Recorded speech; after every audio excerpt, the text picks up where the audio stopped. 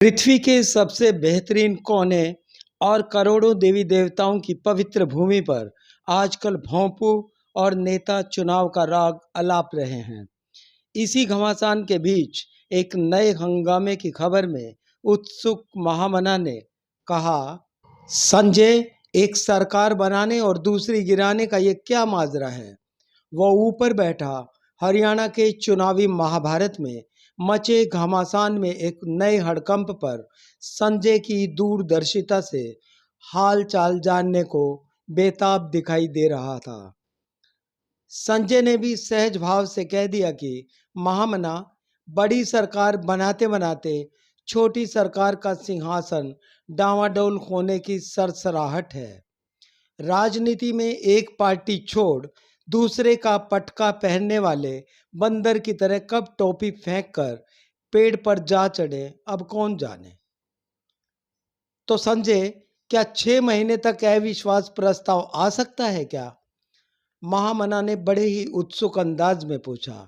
संजय बोला, महामना, ये वो सरकार नहीं है जिसका पहले अविश्वास मत आया था। ये तो एकदम नई नवेली सरकार है।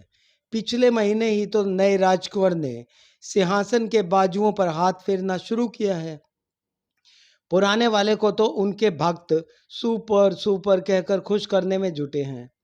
महामना, बड़ी सीट की जंग में छोटी सरकार की मुक्त कंठ से प्रशंसा करने वाले आजाद उम्मीदवार अब यहाँ भी मुक्त होने के लिए छटपटाने लगे हैं। कुछ निर्दलीय अब भविष्य की चिंता दूर करने के लिए दूसरे पाले में लंगोट बांधकर खड़े हो गए हैं। गले में समर्थन का पटका जो था वो उतार कर विपक्ष के सेनापति की फौज के साथ खड़े हो गए हैं। बड़ी लड़ाई लड़ रहे हरियाणा की सरकार के सिपाही उन्हें देख बस मंद मंद मुस्कुरा रहे हैं। और बड़बोले कहे जाने वाले पुराने राजा तो हद ही पार कर रहे हैं। अभी अभी कुछ अनाप शनाप बोलकर अपने ही खेमे के लोगों को विचलित किए जा रहे हैं। संजय, ये बताइए, ये छो में आना क्या होता है और ये कौन से पुराने राजकुमार हैं जो छो में आए हुए होने की बात हो रही है?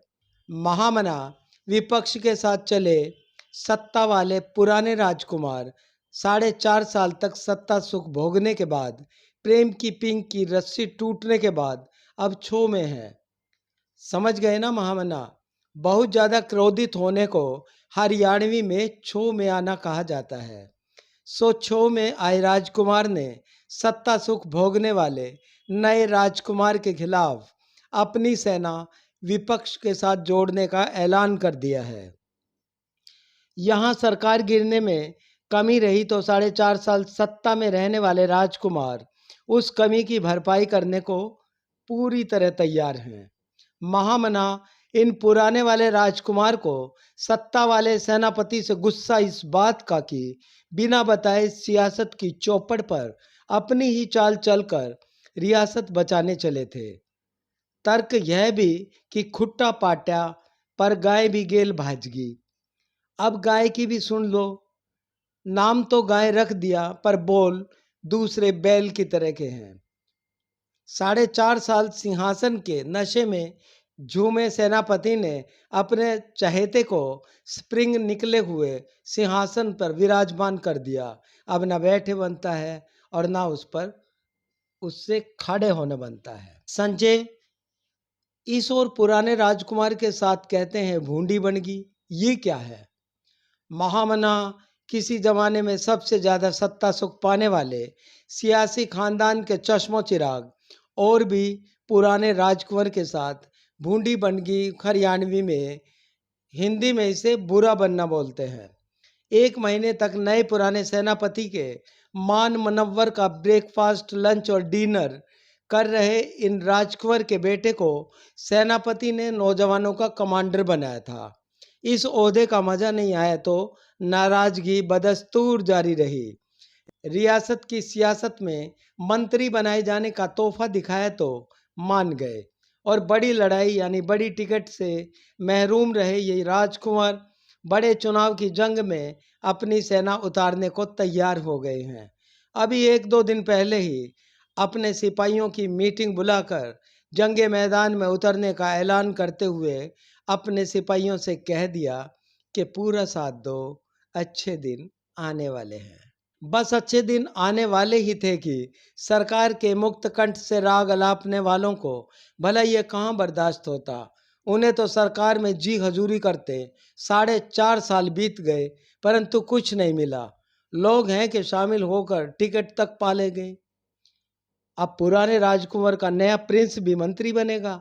बस इसी जलन की पूंछ से सत्ता वाली लंका जलाने का मन बना लिया और विपक्ष वाले सेनापति के सेना को समर्थन दे डाला। संजय सत्ता वाले घायल मंत्री कौन हैं और ये घावों को मल्लम की उम्मीद क्यों लगाए बैठे हैं? हे महामना, 4.5 साल वाली सरकार जा रही थी तो राजपाट के एक नामचीन राजकुंवर को सेनापति होने का पूरा यकीन था। एक रात पहले सभी आंखों ही आंखों में उन्हें सेनापति होने का इशारा भी कर रहे थे। इसी यकीन के साथ अगले दिन जब सियासी दरबार में पहुंचे तो राजस्थान वाली पुड़िया यानी पर्ची उन्हें थमा दी गई। बस फिर क्या था, सब्र के घूंट गोलगप्पों में पानी के साथ गटकने पड़े। अब एक बार फिर सरकार जाने की खबर सुनी तो ये राजकुंवर एक बार फिर सिंहासन को देखकर मूछ मरोड़ रहे हैं। यकीन और भरोसा फिर से रजाई छोड़ बिस्तर से बाहर आ गया है। उनके चहेते भी बधाइयाँ देना शुरू कर दिए हैं।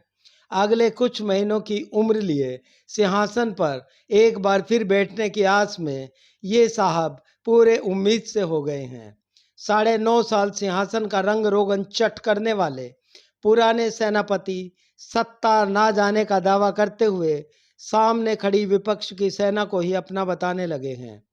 खैर खबरची तो सभी का शुभ शुभ ही चाहते हैं। खुदा करे, ना ना भगवान करे, चलो फाइनल, राम करे, जी हाँ राम करे, नए पुराने सभी सेनापति और राजकुंवरों की आस पूरी हो। और अब अंत में, महाराजा नहीं तो कौन, क्या कहा कंबल वाला। हम एक छोटी सी कहानी सुनाते हैं। खबरची की जुबान से एक कहानी सुनिए। एक बार एक व्यक्ति कंधे पे ढेर से कंबल उठाए जा रहा था। जो ही उससे खबरची की नजरें मिली तो सीधा पास आ गया। बोला, कंबल ले लो, सौदे 8। ओ, सौदा 1। खबरची बोला, ये क्या है? सौदे 8 यानी 100 रुपये के 8? नहीं साहब, 100 रुपये का 1 है। वो तो बस वैसे ही मेरे मुंह से निकल गया था। खबरची बोला, जुबान से मुकर रहे हो। कंबल वाला बोला, चलो निकालो 100 रुपये, और कंधे से सारे कंबल पैरों में दे मारे। 100 का नोट लेकर कंबल बेचने वाला तो वहां से गायब हो गया, परंतु कंबल देखे तो 8 परतों में एक ही कंबल निकला। खबरची के मुंह से बस इतना ही निकला कि कंबल बेचने वाला सियासत में चला जाए तो राजकुमार और राजकुमारों को छोड़ो, ये तो महाराजाधिराज बनने वाले सर्वगुण संपन्न हस्ती है। अब कोई कहेगा कि महाराजा नहीं तो कौन? खबरची के पास एक नाम है, महाराजा नहीं तो कंबल वाला। आज बस इतना ही। अगले सप्ताह फिर मिलेंगे खबरची की नायब खबरों के साथ। आपको खबरची की यह खबर अच्छी लगी तो कृपया कमेंट जरूर करें। पेज एट नोन चैनल को सब्सक्राइब नहीं किया है तो जरूर करें। शुक्रिया।